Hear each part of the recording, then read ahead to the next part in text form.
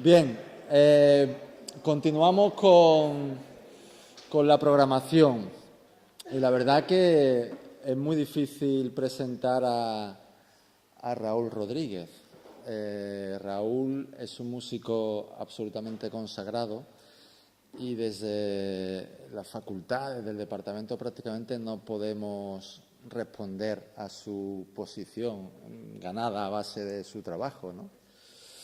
Entonces vamos a estar siempre en deuda. Es la segunda vez que viene porque él ya estuvo presente en esa primera actividad que organizamos sobre el son negro del flamenco y viene primero porque es un apasionado de la música, también porque estudió antropología, como muchos de los que estáis aquí, fue alumno nuestro, y entre la pasión por la música y la pasión por el conocimiento de otras culturas, pues se ha ido abriendo un camino en el mundo de la industria de la música.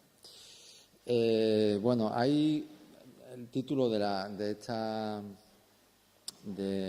esta jornada es la impureza, ¿no? Y hay un concepto de pureza en el flamenco que se asocia mucho a la autenticidad. Pues yo creo que Raúl representa a la perfección qué quiere decir en el arte la autenticidad, que es crearse un camino e intentar ser fiel a lo largo de la trayectoria a esa identidad que se va construyendo. Pero autenticidad y no quiere decir una identidad inamovible, sino todo lo contrario. Lo que caracteriza el trabajo de Raúl precisamente es la búsqueda de alimentación. Es un autor radical de enraizamiento, se busca enraizarse en distintos lugares. Ha hecho trabajos de enraizamiento con la música latinoamericana y ahora me decía que acaba de regresar de Malí, donde empieza otra búsqueda para vincular el flamenco con las músicas negras también. Es decir, que lo que caracteriza su tarea y su empeño en la vida es indagar, enraizarse como las raíces, buscar esas hibridaciones de forma constante. Fruto de este trabajo es el disco que ha salido hace poco, La Raíz Eléctrica, y que, por cierto, podéis adquirir si alguno tiene interés.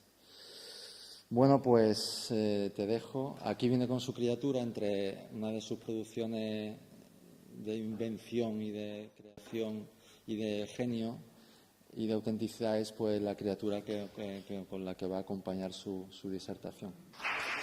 Bueno, muchísimas gracias a David, por supuesto al Departamento de Antropología, a mi maestra Cristina Cruces, quien puede encarnar a todos los maestros que he tenido aquí en este lugar, que es una casa del saber, un templo de la razón y donde también me lo he pasado tan bien, además de aprender y disfrutado tantísimo. Es un honor para mí fuerte venir para acá y poder exponer un poco la experiencia que tengo de mistólogo, académico, impuro y mestizo, entre la razón y el son, entre esa búsqueda, entre intentar encontrar razones que sean lo más certeras posibles y la intención inquebrantable de querer hacer cosas nuevas y de no quedarnos detenidos, ¿no? Entonces, para eso cuento con este aliado fundamental, que es un tres flamenco, un instrumento también mixtólogo y también mestizo, una mezcla entre el tres cubano de tres cuerdas dobles y la guitarra flamenca antigua, al modo de las guitarras que hacía José Perna en Granada en el 19. Como es un instrumento nuevo, no paga multa, no paga peaje y no me exige que me tenga que acomodar a un solo estilo, ¿no? Puedo intentar viajar e intentar buscar cosas. Entonces, bueno, igual empezamos haciéndolo sonar y a ver qué tal. Viene un poco desafinado porque los instrumentos también tienen jet lag y ha pasado un viaje africano con muchísimo calor. Pero bueno, a ver qué tal.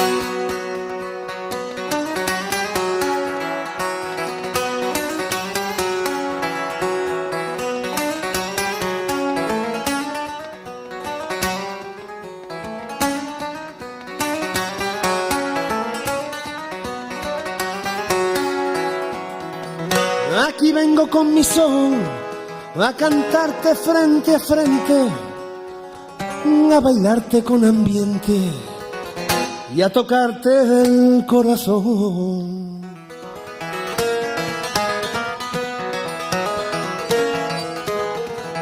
Voy buscando la razón que se esconde en los rincones. Voy tomando posiciones y encontrando semejanza. Yo voy buscando la danza que late en los corazones.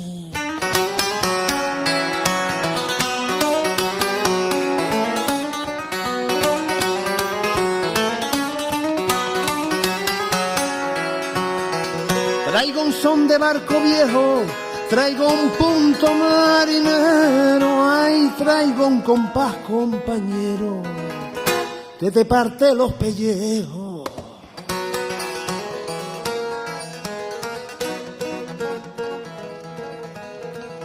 He atravesado el espejo de los mares de Poniente.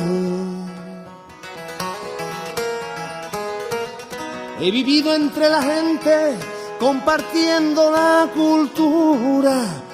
Las razas no son tan puras, ni somos tan diferentes.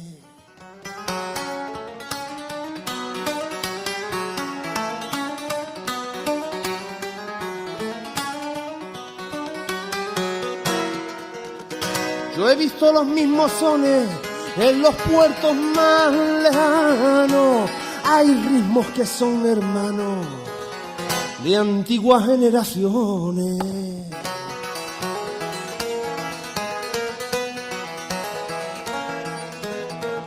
He tocado en celebraciones hasta las claras del día. Yo he visto a una bulería rematando en la parranda y he visto a la zarabanda bailando por alegría.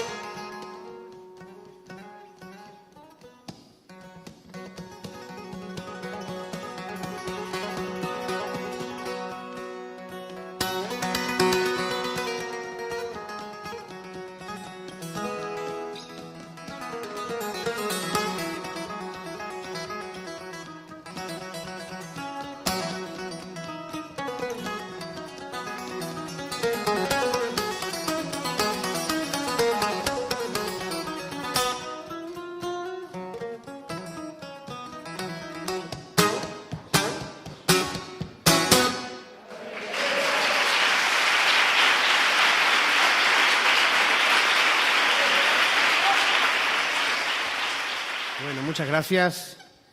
De nuevo, remarcar un poquito esta alegría que me da entrar en la universidad otra vez, pero por la puerta del cante, por la puerta de atrás. Yo estudié aquí en el año 92, empecé en el año 92 y terminé en el 97, 98, y me dio la vida la oportunidad de estar estudiando al mismo tiempo que ya estaba tocando. Entonces, iba mezclando un poco los apuntes que cogía aquí en las clases con los papeles de las letras y de las no tanto partituras, porque ya sabéis que en el flamenco y en las músicas populares utilizamos poco el papel escrito y utilizamos mucho la memoria viva, pero sí las notas se iban mezclando. Entonces llegó un momento en el que empecé literalmente a volverme loco, a coger una especie de esquizofrenia rara. No sabía si el trabajo intelectual y el trabajo conceptual y el trabajo de la definición de los géneros estaba antes de la creación de los géneros, o si es la creación y la maquinaria de creación de los géneros tan ingobernable como el corazón y como los sentimientos amorosos, lo que determinaba la naturaleza de las cosas, y después le poníamos el nombre y empezábamos a estudiar sobre ello, ¿no? Cuando empecé a estudiar eran aquellos años en los que todavía se estaba haciendo mucha música sin tal grado quizás de polémica como hay hoy en cuanto a qué cosa es pura y qué cosa no es pura, o qué cosa es de una manera o qué cosa es de otra. Yo crecí en los años 70 y los años 80 entre Sevilla y Conil, en el ambiente de Veneno, de Martirio, de Pata Negra, de Smash. Tuve una suerte muy grande y pienso que tengo también una responsabilidad en transmitir un poco lo que vi, en transmitir esa forma que yo vi a mis mayores encarar el acto musical. En ese sentido yo me considero purista, porque yo hago lo que yo vi hacer a mis mayores. No hago lo que otras entidades me puedan hacer decir, sino yo vi que mis mayores se divertían, crecían, al mismo tiempo que jugaban, experimentaban, cogían las primeras guitarras eléctricas para meterlas por bulería, hacían las primeras letras nuevas para los palos tradicionales, metían una cosa dentro de la otra y en aquel momento se pagaba, no tanto con dinero, qué lástima, sino con alegría y con mucha bondad, el acto creativo, la valentía de quien se atrevía a hacer algo con cariño, con el mismo grado de cariño a lo que tanto a lo que había sido, al pasado, como a lo que está por venir, ¿no? A la música del futuro. No estaba penalizado la creatividad, no estaba penalizada la invención incluso de géneros nuevos. Yo recuerdo a la gente tocando blues por bulerías y siendo una cosa normal, una cosa admisible, una cosa que no provocaba tanto calambre como provoca hoy. Como tantas otras cosas que estamos viviendo, igual en estos momentos estamos viviendo un cuestionamiento de la moralidad y de la identidad nacional, étnica, lingüística, cultural, mucho más fuerte que el que tuvimos hace 30 años, ¿no? Y es sorprendente que todavía haya cuestiones que estén tan en juego, ¿no? Y es porque yo creo que no hemos trabajado bien el trabajo del concepto. Hemos aislado mucho a los creadores de conceptos y hemos aislado mucho también a los creadores de arte. No hay comunicación y no hay fluidez, no hay amistad. No hay amistad entre los que son críticos y los que son artistas. Hay una guerra, hay una especie de victoria imposible porque no podemos estar de acuerdo realmente y al mismo tiempo también tenemos que convivir, ¿no? Y entonces yo recuerdo que cuando yo era pequeño, cuando yo veía hacer lo que veía hacer, el concepto de pureza o no pureza era una discusión alternativa. Se trataba de que la música fuera vacilona. Esto es lo que se decía. ¿Y qué se quería decir cuando la gente decía esa expresión que aparentemente es tan lúdica? También era política. Era una insurgencia, en el sentido de surgir también desde el sur y de ser indomable. Por eso estaban tan cerca los rockeros de los años 70, de los flamencos de aquel momento también. Y por eso también probablemente creo el carácter de los primeros flamencos, de aquellos cantadores pioneros de principios de siglo, estaba también muy cerca de ese carácter de la gente que era creativa también a finales de los 70 y que podía buscar el arte más allá de la rentabilidad, podía buscar el disfrute vital mucho más allá de garantizar una forma de ganarse la vida. Y de hecho mucha gente se quedó por el camino y no pudo validar su propuesta porque realmente no se podía vivir del tema, ¿no? Como pasó también con el Locomotive en su momento o como pasó con tantísimos cantadores y tantos artistas de principios del siglo XX y cuyos cantes y cuyos toques hoy tomamos como sagrados, como intocables y como clásicos y como si ya estuvieran hechos.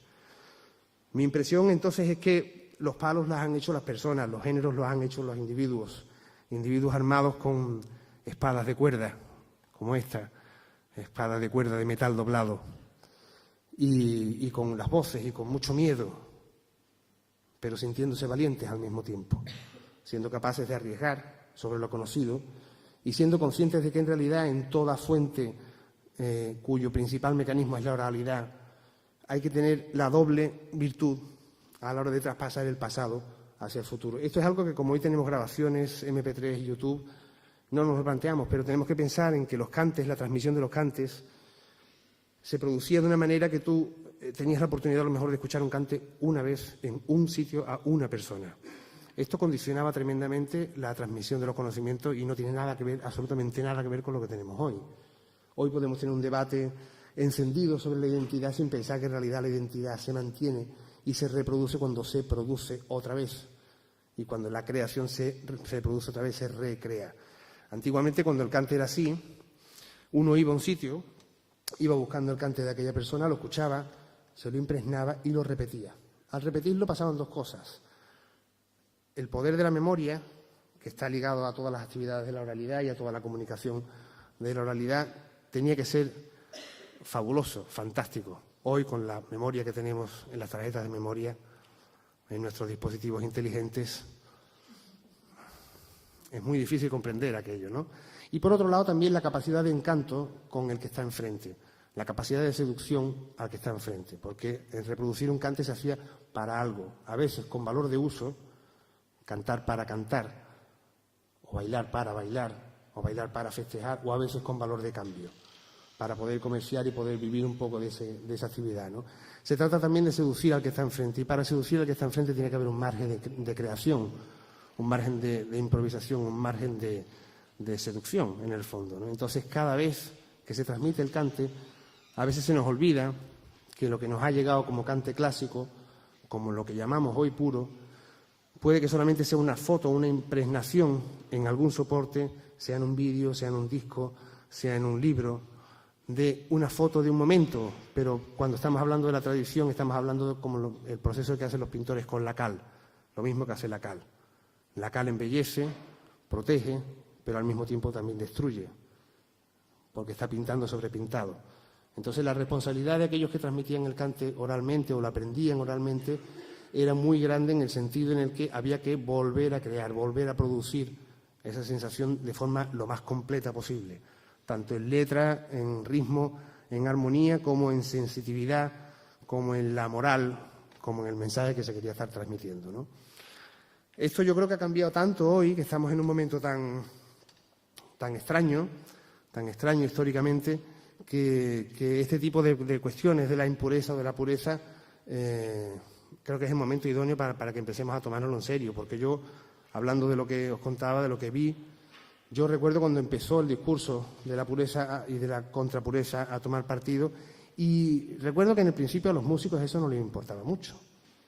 Los músicos estaban más ligados a la búsqueda de un acorde, a la búsqueda de una armonía, algo que te sonara valiente, algo que te sonara nuevo, que te sonara creativo. Y recuerdo el momento en el que aquello empezó a entrar dentro de las cabezas de los músicos y empezó a crear problemas serios entre los compañeros.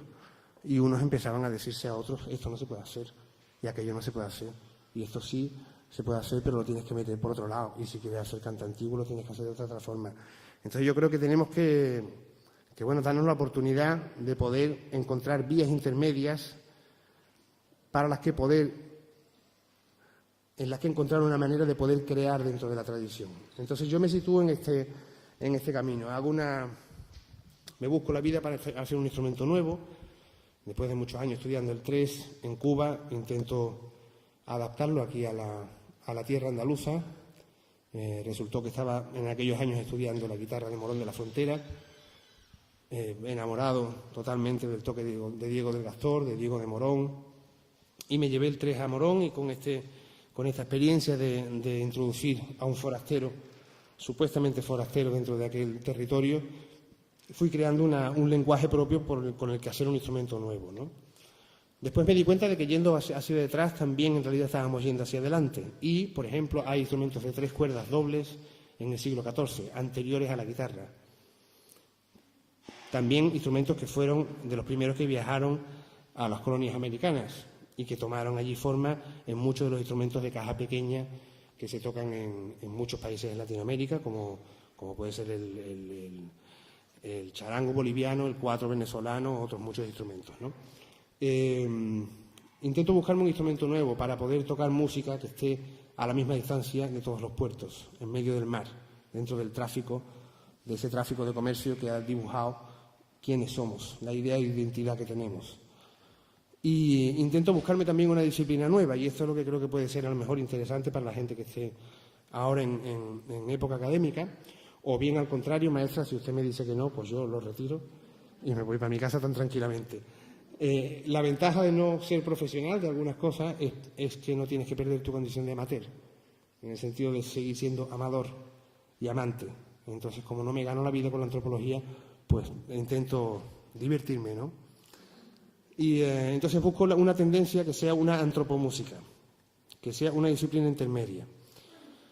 En primer lugar, para poder llevarme bien conmigo mismo, cosa que ya de por sí es interesante, y en segundo lugar, porque creo firmemente en dos cosas. Una es que si uno quiere aprender qué cosa es la música popular, sea el flamenco, sea la música andalusí, sea la música africana, sea cualquier otro tipo de música que se haya creado entre mucha gente y cuyos fondos sean fondos públicos.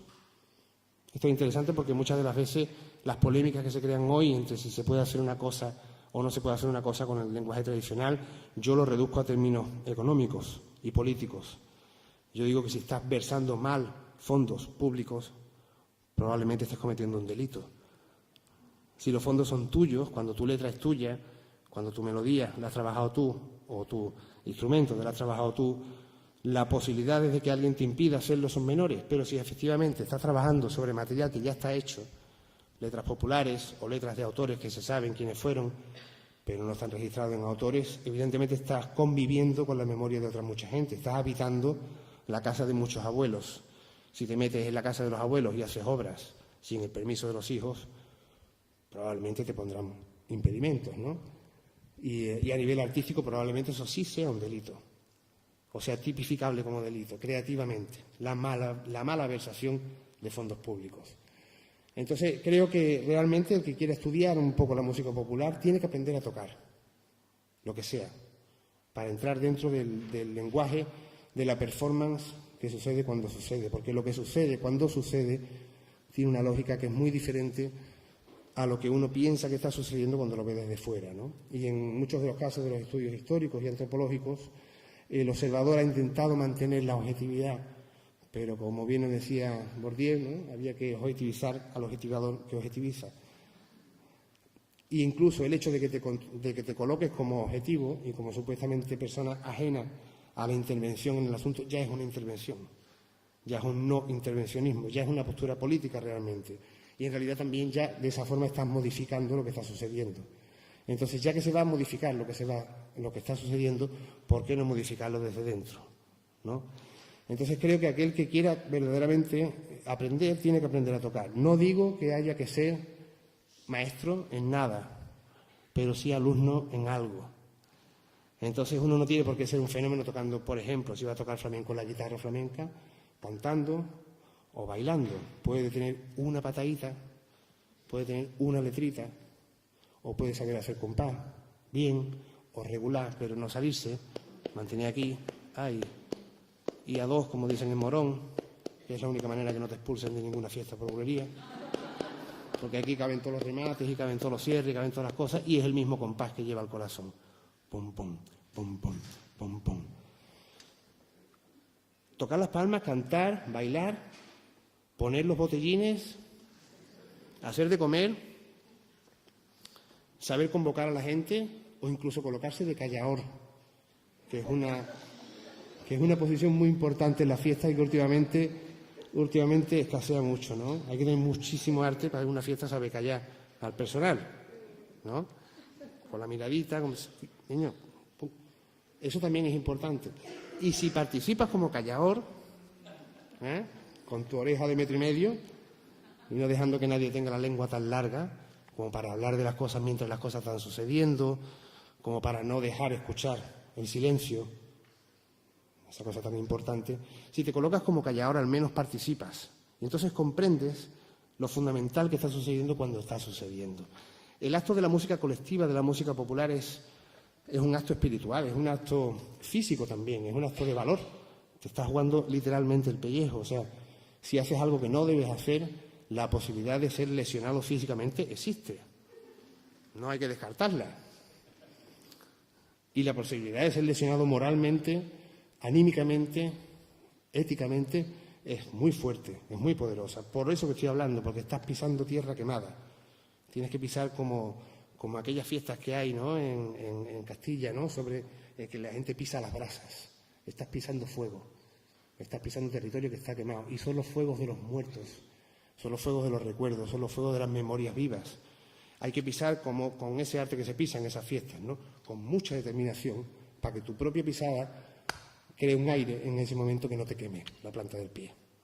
Y muy rápido, y con mucha firmeza, y con mucho valor.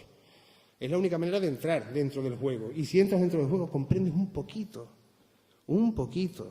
de lo que está sucediendo. Y te das cuenta de que desde fuera no entendías nada. Esto es importante porque creo que muchas veces estamos escribiendo desde unos lados en los que no se tiene compás, se está escribiendo sin compás, se está escribiendo sin arte, se están diciendo muchísimas cosas sin el más mínimo cariño a nada, ni al arte, ni a los artistas, ni a las tradiciones, ni sobre todo a la creatividad. Se está escribiendo sin conocer la disciplina artística. Y esto puede ser grave porque puede llegar un momento en que afecta a la disciplina artística y el artista piensa realmente que está trabajando sobre un material puro, en el sentido de puro étnicamente. Un discurso, por otro lado, bueno, cuestionable, ¿no?, en todos los sentidos, ¿no? Y no sabemos hasta qué punto es necesario realmente. Si necesitamos que cualquier arte sea vinculado solamente a una forma de ser genética que, por otro lado, está por ver realmente cómo somos y quiénes somos, ¿no? Estamos súper mezclados. Eso por un lado. Y después también creo que la gente que toque música popular, por eso hablo de la antropomúsica creativa de ida y vuelta, está moralmente al menos obligada a conocer un poco más, algo más allá de la música, a estudiar un poco más. Si puede ser un poco de historia, si puede ser idealmente un poco de antropología que te abre la visión y te hace ver que detrás de cada razón hay otro motivo más, que justamente es el que no se dice y a menudo suele ser exactamente al contrario del que se cuenta, ¿no? Y entonces yo animo al que trabaje dentro de la música popular a que contraste con otras fuentes, a que si de verdad está trabajando sobre esa música que es de fondos públicos, investigue quiénes eran las personas que vivían y convivían cuando se empezaron a crear aquellos géneros, no cuando cristalizaron. Por ejemplo, si queremos entender el flamenco, mi impresión es que no podemos mirar a partir del momento en el que se llama flamenco, sino justamente de ahí para atrás. Tendríamos que entender qué pasó de 1840 hacia atrás y hacia atrás y hacia atrás. Intentar retrasarnos tanto como sea posible a la hora de encontrar un sustrato común, que es lo que decía Federico García Lorca, ¿no?, que es la labor del folclorista, ahondar hasta hallar un sustrato común, llegar hasta el fondo y topar con alguna piedra que realmente sea común a varias culturas y a partir de ahí empezar a comprender cuáles han sido las distintas modificaciones que hace que cada estilo tenga su lectura y su forma particular, ¿no? Por tanto, evidentemente creo poco en la pureza formal de cada una de las músicas y entiendo que además históricamente si observamos lo que somos, no tenemos casi nada que sea exclusivamente de una sola manera. Ni hacemos de comer de una sola forma, ni tenemos un solo color de piel, ni tenemos una sola lengua.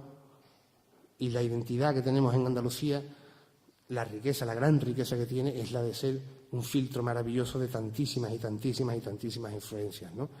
Pensemos que posiblemente seamos la zona más antigua del mundo en cruce cultural, especialmente Cádiz, ¿no? Probablemente Cádiz sea la ciudad perita quiero decir experta, en ese cruce cultural, en tener influencias africanas, influencias americanas, influencias europeas, influencias orientales, y en llevar la vida adelante a pesar de tener tantísimas lenguas distintas hablando entre sí, con esa naturalidad, ¿no?, y llegar a ese grado de creatividad que hay en Cádiz. Quizás por eso Cádiz es tan creativo, a nivel rítmico ya, que el propio patrón nacional de Cádiz ya usa el 2 y el 3, y usa y suena el tanguillo con la doble lectura de lo ordinario y lo ternario, ¿no?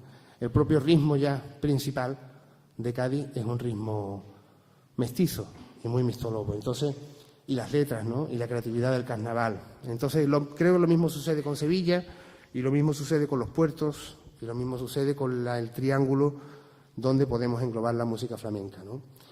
Tenemos muchísima información que nos habla de muchos contactos con muchas culturas. Tenemos, como muy bien ha explicado mi maestra Cristina, esa extraordinaria historia andalusí que nos alumbra y nos da la mayor parte de las claves principales de nuestra música, de nuestra forma de tocar, de nuestra forma de encarar el arte, ¿no?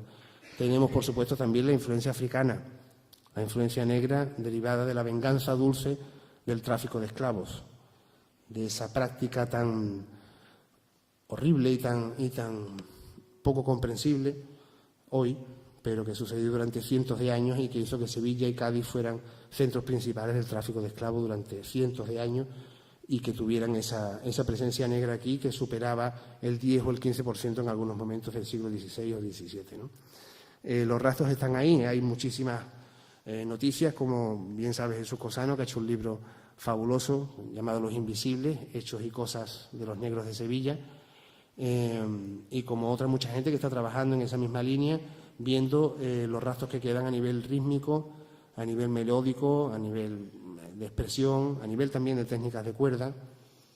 Y bueno, a mí me gusta mucho pensar en un concepto derivado de un maestro historiador y músico también, Antonio García de León, mexicano.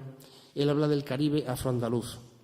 Él dice que si queremos estudiar alguna de las músicas o de las culturas de todo el entorno comercial que engloba el Caribe, África, América y Europa, y especialmente Andalucía, tenemos que tomar esa zona cultural de no menos de 400 años de contacto entre las tabernas y los puertos del Caribe afroandaluz. Hoy pensamos en la música mexicana, o la música argentina, o la música cubana, o incluso en la música española como músicas que son de ese lugar. Básicamente son definiciones, si pensamos en todos estos estilos, son definiciones muy recientes, de 150 o 200 años al máximo, que suelen coincidir o bien con la independencia de las colonias o bien con la pérdida de las colonias. O sea, el reforzamiento del carácter identitario de la antigua metrópoli, que rechaza por todos los motivos posibles lo que estaba en las colonias, como al reforzamiento de la identidad propia de las antiguas colonias cuando ya se independizan. Entonces uno dice, esto es de aquí, diciendo, esto es nuestro, pero no esto es nuestro porque es nuestro, es de nosotros, no es que sea para nosotros, ¿no? Entonces realmente, si queremos saber qué es lo que era la música que tocábamos en Andalucía hace 200 o 300 años y podemos decir, esto es de aquí, habría que redefinir el concepto aquí. Aquí, comercialmente, incluía toda la costa africana, incluía toda la costa americana, incluía el Caribe, incluía incluso el sur de Estados Unidos, que la Luisiana fue española hasta 1803. Entonces, en Nueva Orleans, por ejemplo, antes del blues, se bailaba fandango. El fandango instrumental y el fandango que conocemos como el fandango bailao, el fandango indiano y el fandango barroco que tocábamos aquí en Andalucía y que se tocaba en el Caribe también. Si queremos realmente entender, uno también puede coger y buscarse la vida y libremente tocar la música que más le guste y no tiene por qué meterse en los fangales que nos metemos más de uno, ¿no? Pero a mí me interesa saber cómo es la mecánica de la creación dentro de la tradición. No me creo el cuento de que la tradición esté hecha, o que la tradición venga de un solo lugar, o que el pueblo elegido sea el único que pueda crearlo, y en tal caso me gustaría que me indicaran dónde vamos allá al pueblo donde se crean los palos y por favor que nos den 2 o 3 nuevos. Pero lo más probable es que eso no haya sido así, lo más probable es que esa creación se haya producido de forma fortuita y voluntaria al mismo tiempo, y los que hayan tenido más arte de cada pueblo hayan ido recogiendo esto de aquí y esto de aquí. Por ejemplo, el ritmo de los tangos, que tiene una relación muy clara con la que ya se tocaba la música andalusí, según sabemos por Ortiz Nuevo y por noticias con Faustino Núñez, tuvo una importancia muy grande el desarrollo del ritmo de los tangos en Cuba a principios del 19, que rápidamente pasó a Cádiz, pasó a Madrid, pasó a París, pasó a Barcelona, pasó a Buenos Aires, y aquella clave de tumpaca, tumta, tumtata, tumta, más blanca, más lenta, más elegante, tum, da, pum, tum, tum, tum, tum, tum, da la canción habanera, da el tango argentino, da el son en Cuba, da el primer ragtime en Nueva Orleans, da el paso doble o da incluso el chotis. O sea, las cosas se transportaban, los cantes se transportaban en los barcos de comercio, no tanto en los barcos de personas, sino de expediciones militares, sino especialmente en los barcos comerciales, donde se transportaban también los chistes, donde se transportaba la lengua, el humor o las formas de bailar, ¿no?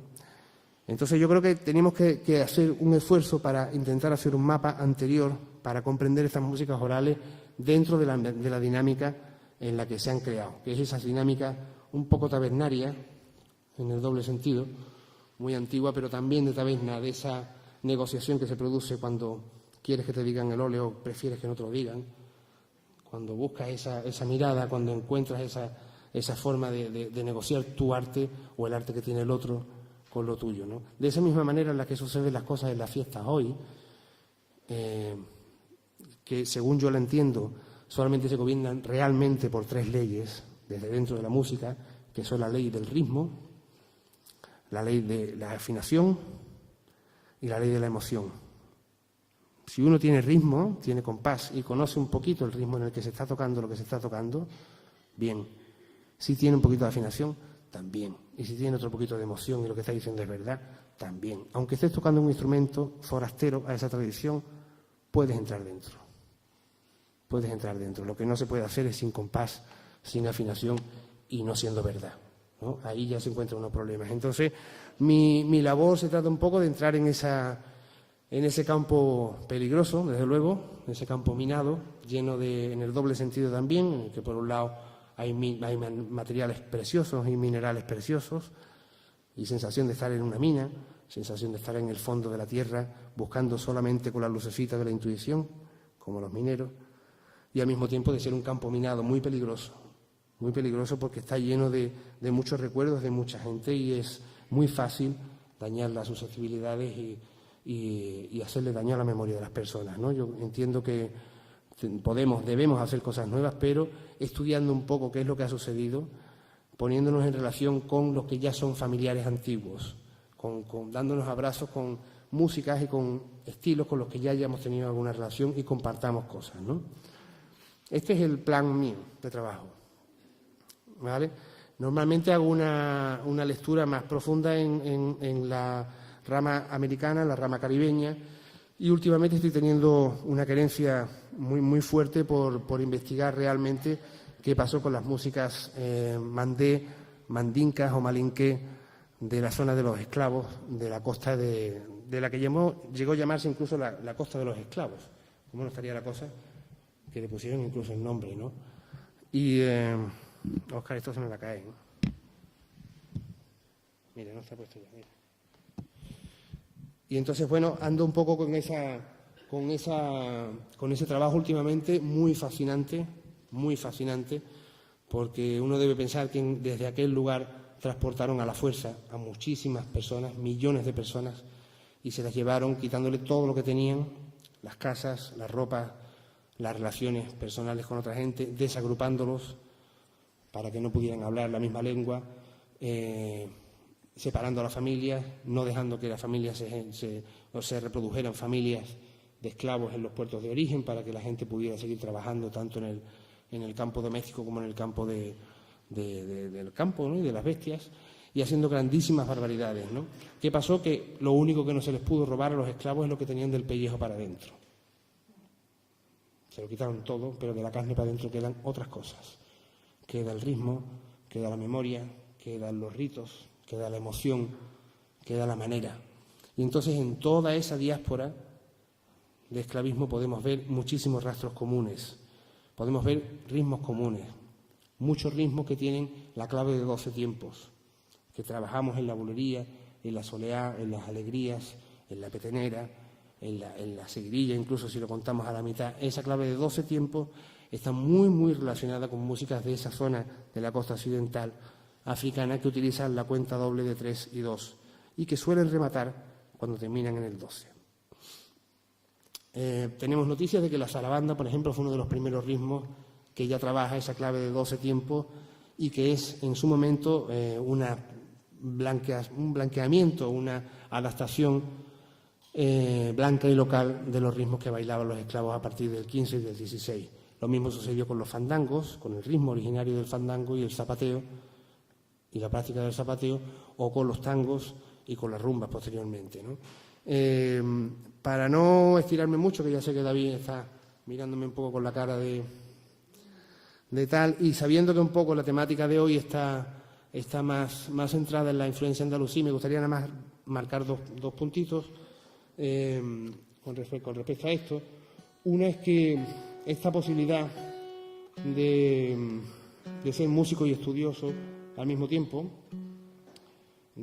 te da la posibilidad de no ser maestro en nada, con lo cual te deja bastante tranquilo, ¿sabes? No te carga de responsabilidad, te permite vivir sin tener que llevar adelante ninguna bandera. Y por otro lado, por la cosa de músico, te lleva a lugares muy insospechados, ¿no? Y te lleva a descubrir experiencias muy, muy, muy lindas, ¿no?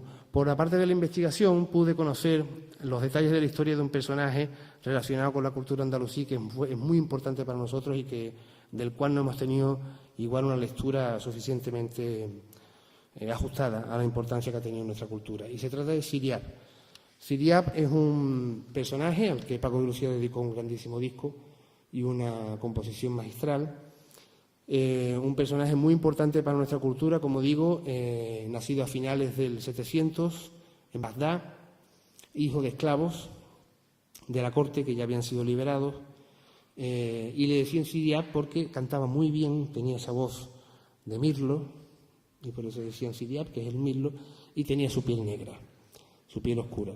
Siriap aprendió en aquella corte de las 1001 noches, donde todos aquellos cuentos y Aladino y todo aquel momento, en aquel momento en el que el imperio musulmán estaba virado en la parte oriental y recogía todos los saberes clásicos, ¿no?, del mundo grecolatino que habían quedado en la parte oriental del imperio romano, y entonces allí aprende a tocar el laúd extraordinariamente y a cantar. Y se hace alumno del músico de la corte en ese momento, creo que es Al-Maswali o Al-Maswili, no sé cómo es el nombre exactamente. Y bueno, el califa llega a un momento, pues le pide a su músico de la corte: oye, mira, tráeme, que tú tocas muy bien, cantas muy bien, pero tráeme un muchacho nuevo, anda. Tráeme, que yo sé que tú estás poniendo una escuela, que estás enseñando a los chavales, tráeme, que yo no puedo ir a un bar, que soy el califa, yo no puedo salir a la calle, los paparazzi. Entonces tráeme gente, ¿no? Y este maestro suyo invitó a Siriap a tocar a la corte. Cuando Siriap se presentó en la corte, siendo muy guapo, muy joven y muy valiente, el califa le dijo: tócame por favor un poco, diviérteme. Y él le dijo, dice, señor, yo si usted quiere le puedo cantar todo lo que se canta. Conozco 10.000 canciones y puedo tocar el laúd de mi maestro, pero si usted me lo permite, voy a tocar mi instrumento, que es un instrumento nuevo. Le he añadido cuerdas de seda, he limado las maderas para que sean tan finas como pueden ser, y toco de otra manera. Estoy haciendo otras cosas. Y si usted me permite, yo le voy a tocar lo que nadie ha oído nunca, ni yo tampoco, porque no sé qué es lo que voy a hacer. Se conoce que le cogió bien, le cogió uno de esos días, ¿no?, que te coge, porque la vida es así, y el califa, grandes llantos, las carnes huertas. Oh, mañana a las 4. Mañana a las 4 aquí. Y claro, su maestro lo llamó aparte y le dijo: te voy a matar. O sea, voy a acabar contigo. Voy a acabar contigo porque te he puesto todo, te lo he enseñado todo y tú no me has dicho que tú eres un fenómeno. Y me estás dejando hecho polvo. Me vas a quitar el sitio. Entonces no es ya por mí, sino por mis hijos. Yo necesito mantener mi puesto de trabajo. Entonces te voy a matar. O sea, vete de la ciudad. No me has hablado de tu instrumento nuevo, no me has hablado de tus cosas, vete de la ciudad porque me vas a ocupar el sitio, ¿no? Es curioso esto porque, claro, si lo hubiera querido matar, lo suyo hubiera sido no decírselo, ¿no? Pero el arte es así, entonces seguramente aquel hombre diría: yo no puedo privar al mundo de esta categoría de persona humana, lo voy a avisar para que se vaya, ¿no? Y efectivamente la historia cuenta que él se va y vaga como refugiado, además, ¿no? Es una historia muy parecida a los que hoy tristemente nos encontramos también por ahí, por Egipto, por Siria, por Túnez, y estando en Al-Kariwan, ciudad comercial de Túnez maravillosa, se entera que en la Córdoba de los Omeyas están empezando a darle muchísimo lugar a los artistas y a la gente que conoce del arte y conoce de la ciencia y de la poesía, ¿no? Ni corto ni perezoso, él escribe una carta de recomendación de sí mismo, y lo hace llegar a la corte, y también, contra todo pronóstico, la corte le responde y le dice: vente para acá que eres un fenómeno. Se presenta y entonces embarca y desembarca en Algeciras, justo en el momento en el que, creo que es Alaquén II, el califa muere.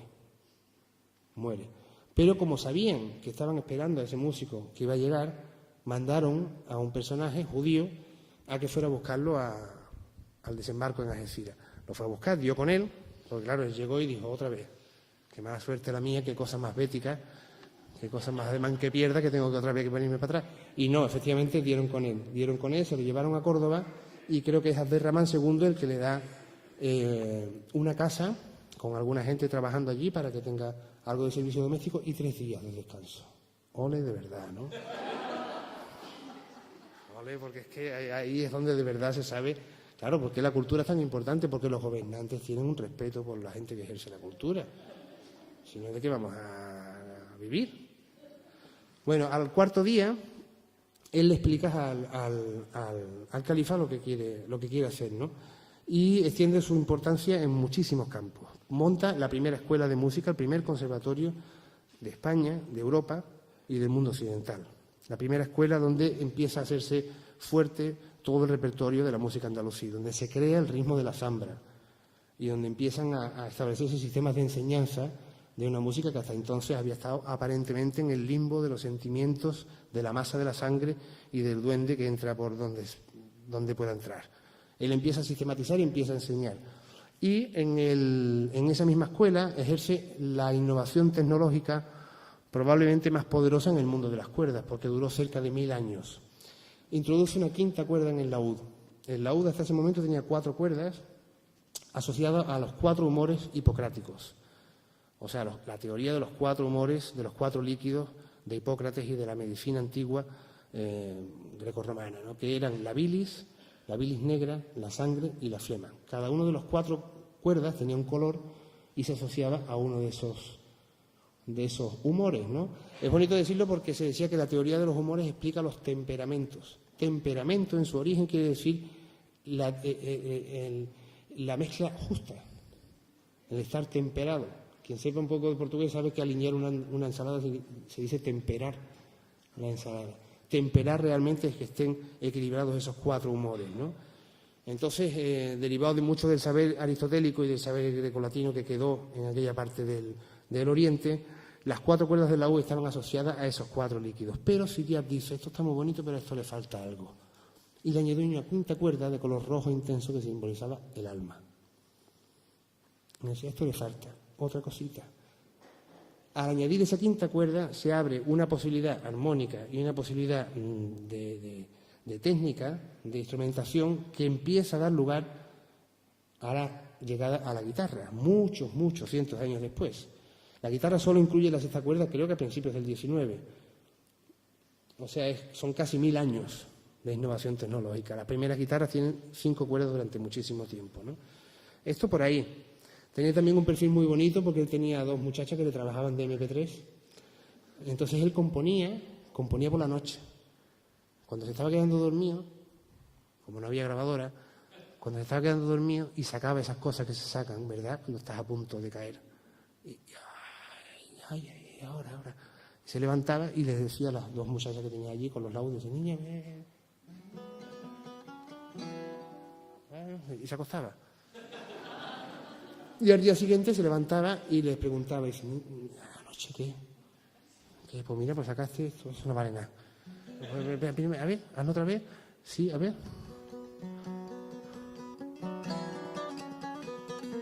Ajá, espérate, y si hacemos eso y si lo repetimos, y si después, pues mira, pues ahí hay una cosita. Así componía. Y componía dentro de la tradición, mantenía dentro de la tradición. Ya para acabar con el dibujo del personaje, para que veáis la importancia que tiene, es el responsable de la introducción de muchísimos modos sociales y culinarios en nuestro mundo. No solamente trajo el modo greco-persa a la música ibérica, cosa que no existía aquí. O sea, todo esto Esto no estaba. Esto lo trajo un personaje negro, hijo de esclavos, refugiado desde Siria.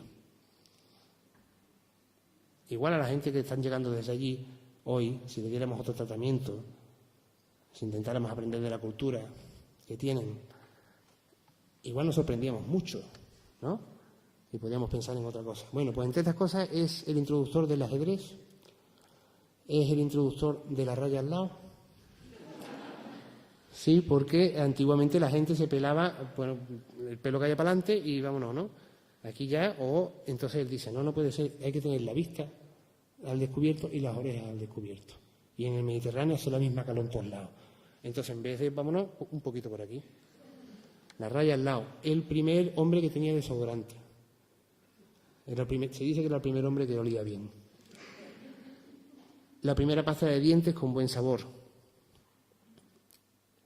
el ciclo prácticamente de la industria de la moda, porque era el primer hombre que se vestía de dos maneras diferentes en el día. Decía que había que vestirse de una manera por el día y de otra manera para la tarde-noche, que no se podía estar por la noche con la misma ropa sudada de por las mañanas, y que había que vestirse de 4 formas en el año: en invierno, en primavera, en otoño y en invierno. ¿Cuánto no le debe la pasarela Cibeles a este hombre, no?